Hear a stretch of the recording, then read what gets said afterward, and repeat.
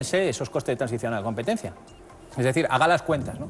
Porque esto además a la gente le puede resonar una cosa, decir, bueno, es que estamos hablando del año 2006, del año 2008, esto, a ver ahora quién lo saca y quién lo rescata. Bueno, yo creo que lo más grave de este asunto de los CTCs es que esas centrales hoy están funcionando en España.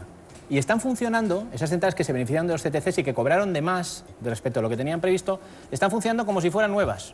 Es decir, cobran exactamente igual que las centrales que se han puesto a funcionar hace 2 días. Y eso lo estamos pagando todos los meses en nuestro reducido de la luz. Por tanto, no se trata solamente de un problema de los 3.400 millones, que es lo que dijo la Comisión Nacional de Energía que tenían que devolver las eléctricas, sino se trata de que desde el año 2006 hasta ahora, a esas centrales, el gobierno del año 2006 y el gobierno de ahora las ha dejado funcionar como si fueran nuevas. Es decir, como si no hubiera un mecanismo que les hubiera garantizado la recuperación de la inversión. Vaya tela. Bien, ¿y por qué esto que se consideró justo para las compañías eléctricas se considera injusto para los ciudadanos? Como un gobierno prima o mueve la balanza en un sentido que beneficia a alguna de las partes solo. Bueno, ese es el principal problema de esto, es decir, la simetría en ese mecanismo, ¿no? Si el mecanismo hubiera estado bien diseñado, lo que habría permitido, que era como inicialmente se pensó, es devolver el dinero en caso de que hubieran cobrado de más. Lo que pasa es que ese mecanismo se tendría que haber ampliado hasta hoy. Yo insisto en el problema de hoy. Es decir, es que esto no es un problema que se acabe en 2006. Es que hoy sigue siendo asimétrico, porque nosotros estamos pagando a esas centrales y además, por permitirme la expresión, hemos financiado su amortización. O sea, es como si fueran centrales nuestras que además le estamos pagando como si fueran nuevas. O sea, estamos pagando 2 veces a las mismas centrales, ¿no? Entonces, claro, aquí es donde está el problema. Es decir, ¿dónde está la protección al consumidor? Que es la obligación del gobierno. O sea, es decir, cuando uno llega a un pacto con un colectivo, en este caso con un colectivo empresarial muy potente, lo que tiene que tratar es de garantizar que eso sea equilibrado. Es decir, que se garanticen los derechos de ese colectivo, pero también los derechos de los consumidores. Y aquí es evidente que lo que no se ha garantizado es los derechos de los consumidores. Bueno, también es verdad que luego el consumidor no le nombra consejero. Bien. Hay que tenerlo todo en Eso cuenta. parece que puede tener alguna influencia adicional.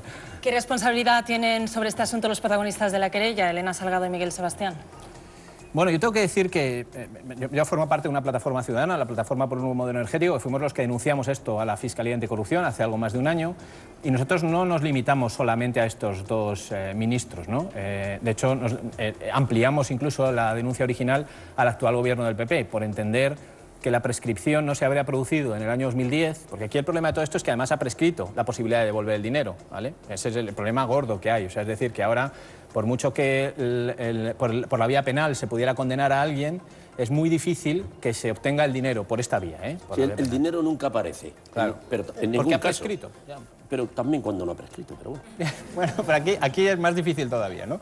Pero bueno, en todo caso hay una vía, que es Bruselas, ¿eh? Nosotros lo que estamos trabajando ahora es en presentar una denuncia en Bruselas, porque en Bruselas lo que vamos a plantear es que esto se considere una ayuda ilegal, una ayuda de Estado ilegal. Y entonces Bruselas sí, porque allí no prescriben estas cosas, sí que puede obligar a las compañías eléctricas a devolver el dinero. O sea, digamos que por la vía de Bruselas no perdemos la esperanza de que este dinero se recupere. Pero por la vía nacional es difícil, es realmente difícil conseguir que al final haya una sentencia que obligue a devolver, porque ya digo que han prescrito. Entonces, como decía, nosotros cuando denunciamos dijimos, oiga, esto no ha prescrito en 2010, esto ha prescrito en julio de 2014, es decir, antes de ayer, si me permitís la simplificación, ¿no? Entonces, claro, dijimos, oiga, está el Partido Socialista, pero también está el Partido Popular. Es decir, todos los gobiernos que desde el momento en el que en el año 2006 se cierra un sistema y no se liquida, y dejan que pase el tiempo para que prescriba, tienen responsabilidad. Entonces, ¿la responsabilidad del ministro Sebastián cuál era? Pues que era ministro en el momento en el que supuestamente prescribió, según la interpretación original de la Abogacía del Estado, que fue en 2008.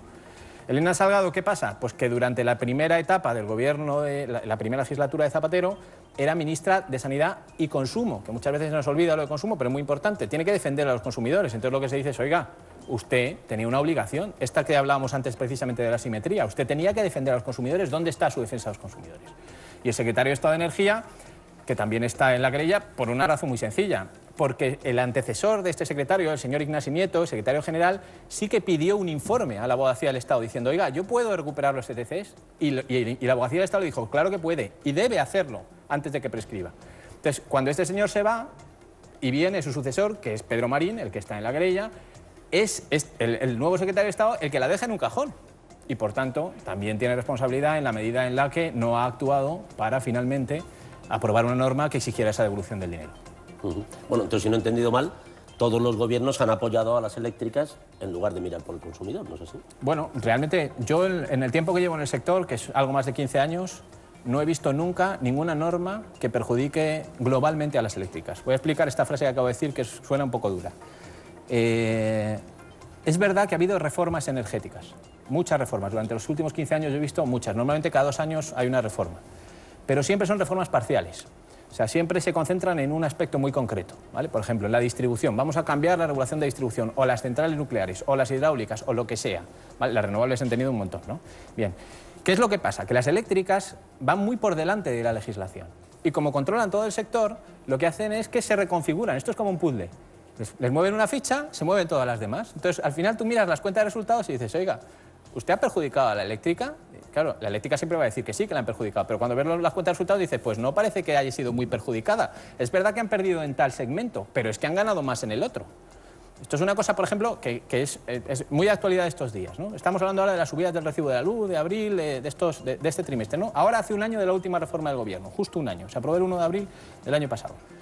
Claro, aquella reforma se aprobó y, para que tengáis una idea de un ejemplo concreto, se eliminó, os acordaréis, la famosa subasta. Había una subasta que se especulaba un montón y nos dijo el Gobierno, oiga, es que en la subasta nos cuesta 400 millones de euros anuales a los consumidores. Y esto no puede ser porque es una especulación que no vale nada. Yo estaba de acuerdo en eso y se anuló la subasta.